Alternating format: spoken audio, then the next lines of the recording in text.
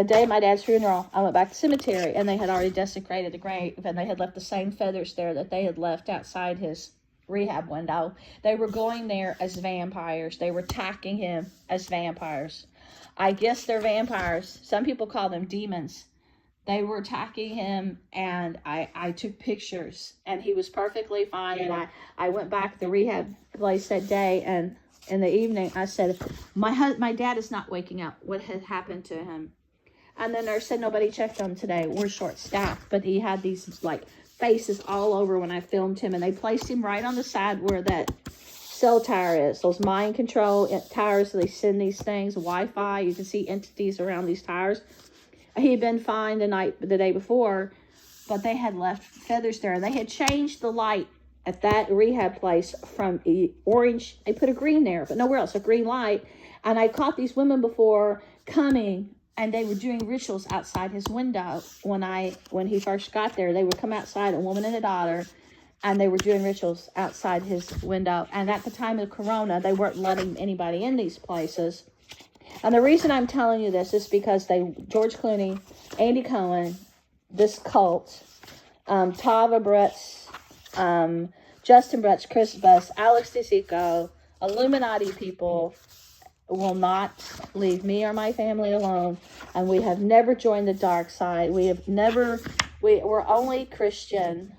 And this has gone all the way up to the White House. I met him when I was dating my husband. And I went to Eddie Miles' concert here. I hadn't seen him since this age. And whenever I got an autograph, he started singing me the song privately, "Oh, my darling Clementine," as some kind of message. I didn't know what that meant. Clementine is drowned. And I don't know why he did that. And later, they showed me him in Las Vegas in a picture with teddy bears, like to represent Russia, getting all these loving honors from admirers. And he always seemed like a cool guy to me. I don't know him personally, but the guy that was at his show, they said is one of the people behind his show. He kept staring at me, the stranger, so I took his picture. And before Eddie came out, they played the song, "She's a Man-Eater." Every time I go somewhere, even at the fair, or they will play that stupid song. Alex DeSico showed me, this is where my cousin's girlfriend had her child stay. My cousin was playing around in a little kiddie pool there where he went to take her daughter to be dropped off. You see the pyramid? It's a daycare on Preston Highway. Alex DeSico said he sent this nurse to give my cousin Eric an injection to kill him. But the night before he was found dead in the code, they sent the song "Baby It's Cold Outside." It was Donald Trump and Hillary Clinton singing "Baby It's Cold Outside." And the next day, my cousin was found dead in the code. Then they murdered my Aunt Barbara. They told me, don't go to the Frankie Valli concert. And they were furious. They did not want me to have any life. But I went anyway. And less than 12 hours after that, they murdered her. And they had broken into my garage while I was at the Frankie Valli concert. But they were angry I went. And they killed her. And before it happened, they sent a picture of a skull in a tree. They said, if you hit a tree hard enough, you'll bring it down. And they sent a Shining video. And they told me that the skulls were coming together that were friends with Sarah Dyer and Bob's offspring. And they killed 5 family members through the years. They say winner takes all. They say I was only tortured and working for free all this time because everything I did, Sarah Dyer, profited and sent them. And they said nothing I ever did would be my own. This is a beast. When I photograph it, it was like outside across the street from Troy's Record Service. This is art, the sick art animation Disney has done of me. Of me suffering. And while they were trying to invade me with the Antichrist for 25 years. Look, blinding my eyes. I never knew these Disney people. But they were friends with Alex DeSico because Alex DeSico is Jenna Bush's bodyguard. And he lived on our street. And Sarah Dyer was already taking my husband to court and having her First Wives Club stalk us and follow us and break in. The first few months I met my husband, they called. I went to church.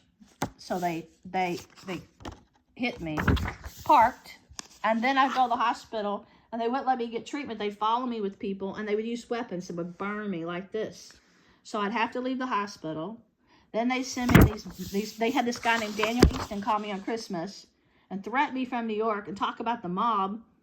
That was years ago on Christmas, and I didn't even know they were still in my work at the time he called me. Then later he starts posting Tim Burton things at his page, and he told me, you know, the mob throws people over cliffs. And I'm like, what are you talking about, the mob?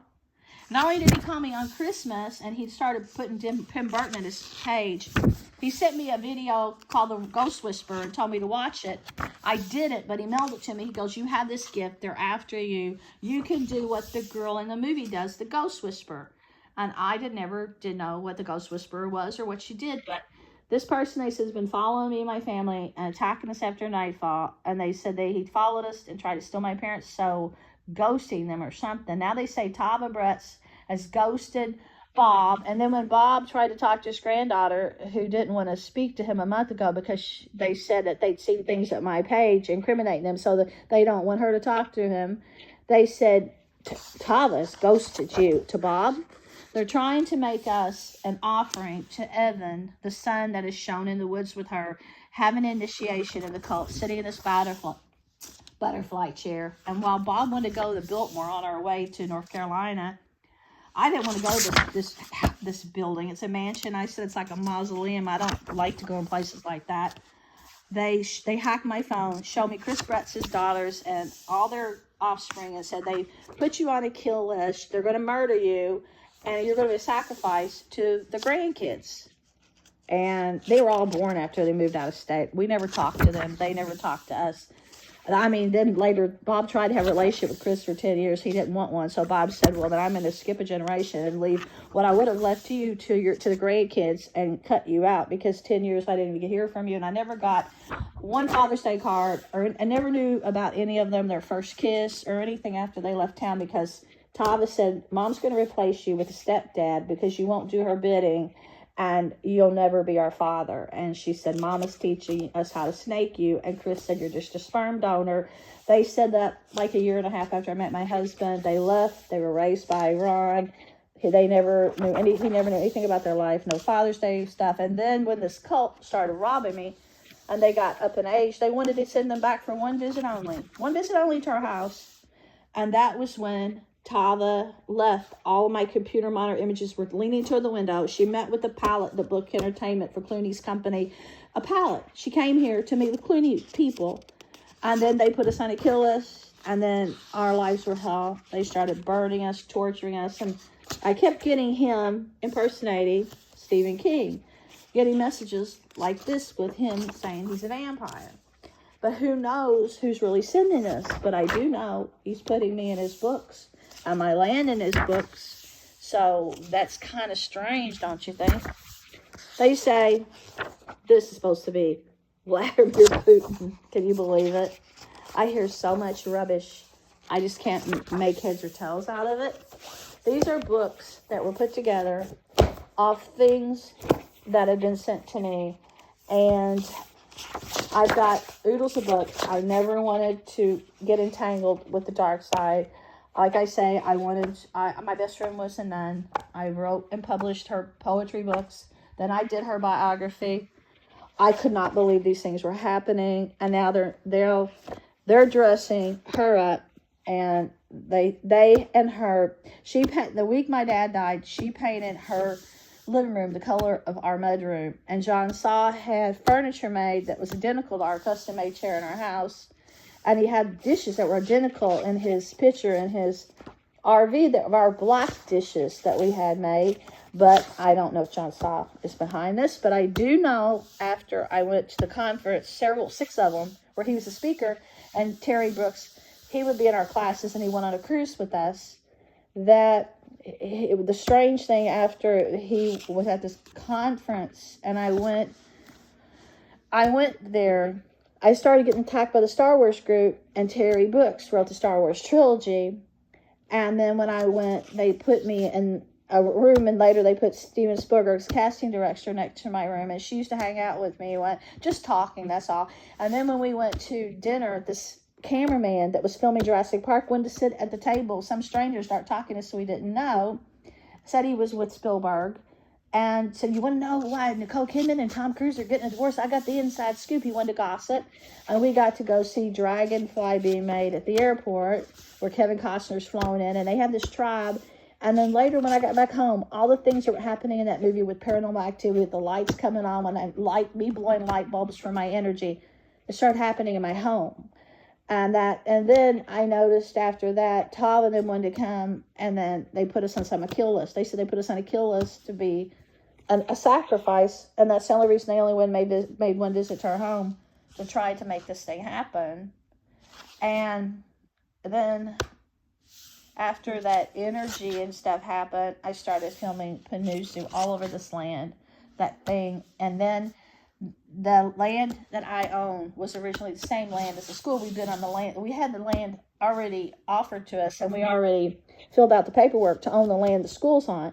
But the guy said, oh, I got a better offer. Do you mind if you just let me get out of the contract? So we waited 5 years to find land. There was no available land out here. We didn't just pick this place. There was no available land.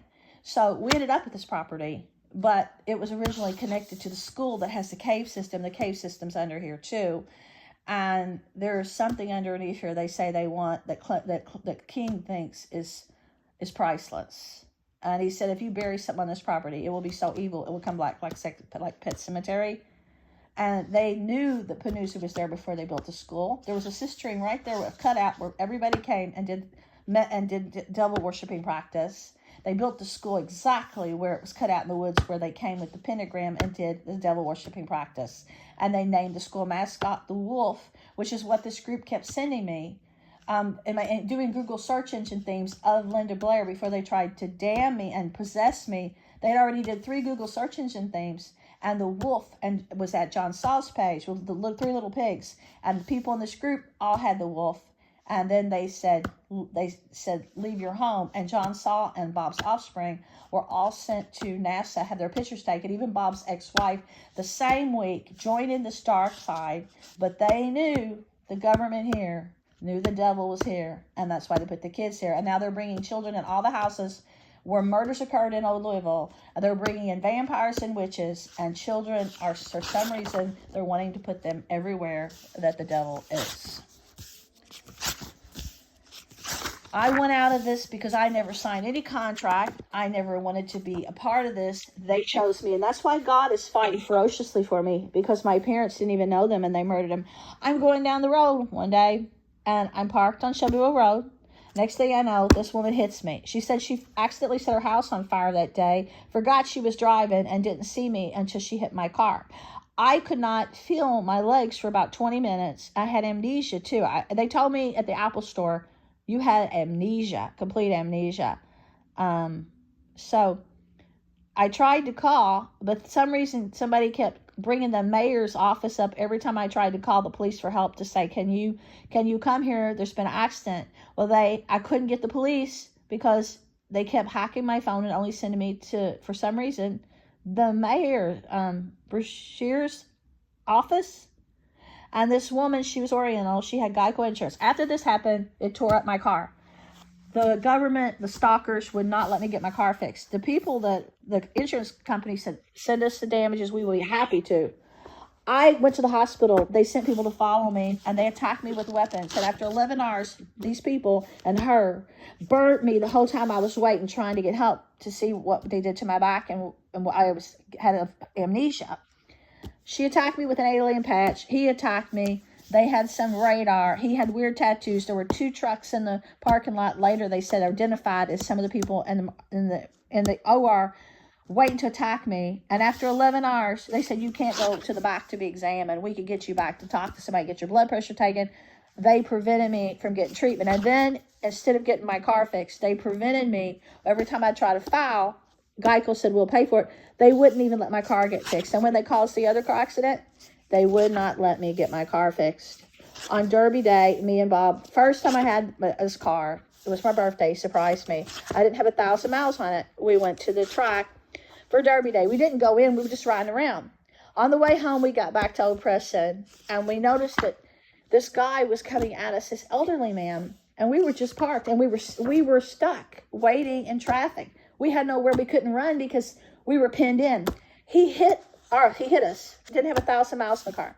Finally, they had to pin him in with the police did, because he went and hit 200 cars after us.